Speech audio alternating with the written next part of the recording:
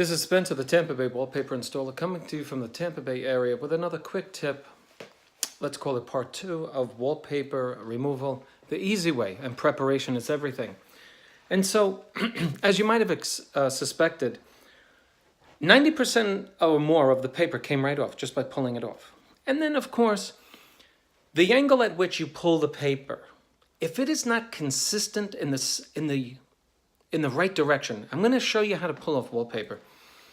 If you looked on video number 1, the point at which you grab the paper in the corner,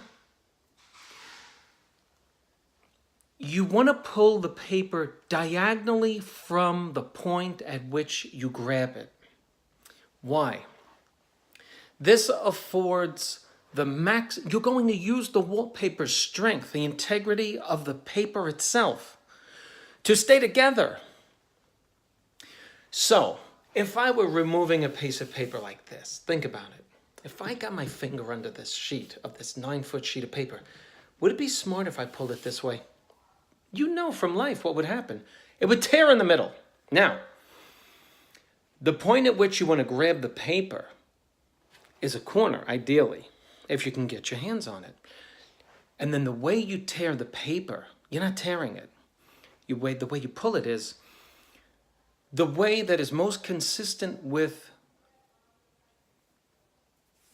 keeping the integrity of the paper intact. And the way you do that is that as you pull the paper, you're exposing more width of the paper that's coming off. And so the width of the paper gives the paper the strength to stay together. So if I pull it off in a corner down here, right?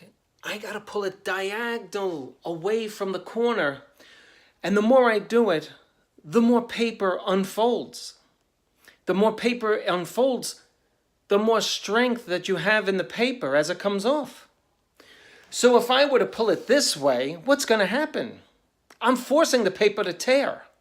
So you want to grab it at the corner and pull it. And as you see, it keeps giving you more and more width. And as it gives you more and more width, it's the natural law. It stays together, because as you have more width, you add more strength to the surface which you're removing. If I should go this way, I'm violating the integrity of the strength of the paper and necessarily will tear it. It's just a quick tip. So if you have a square, you're going to start in the corner of that square and pull it diagonally away from the corner. And that will afford you the greatest strength in the paper itself as you remove it. If it tears, it tears. No big deal. This video was made so that you know what to do with the remaining bits and pieces that are on the wall. What you do with these bits and pieces will make the difference with the rest of your job. If you should imprudently dig at this with a scraper, even with your fingernail, you will mess up the substrate. This is now a vulnerable substrate. This wall is fine, it's dry, but when you add water to it, because water, you're dissolving the integrity of the glue that's keeping the paper on. You're also dissolving the integrity, or compromising the integrity of what's keeping the substrate intact, which is the paint, primer, and on top of that, the glue that's holding the paper together. So with all of that, if I should go too hard with my fingernail, guess what's going to happen? You're going to put a divot in the surface, and you don't want to do that. You want to keep the plaster guy away. He costs a lot of money. Okay? Look what I'm doing. Look what I'm doing. Taking my finger, and I'm using my finger, not my nail, to pull away.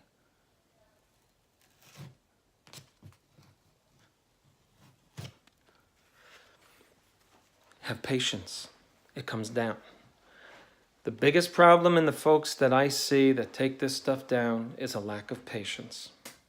And then they call the doctor, me. And I come and I say, what'd you do?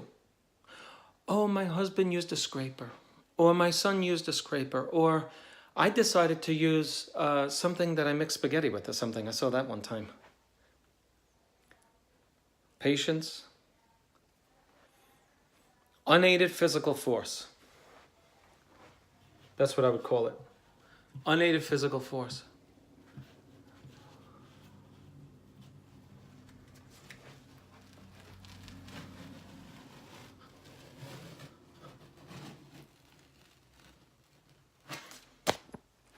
If you use anything different, you're doing it wrong. This is Spencer, the Tampa Bay wallpaper installer. Call him the wallpaper doctor or the wall doctor.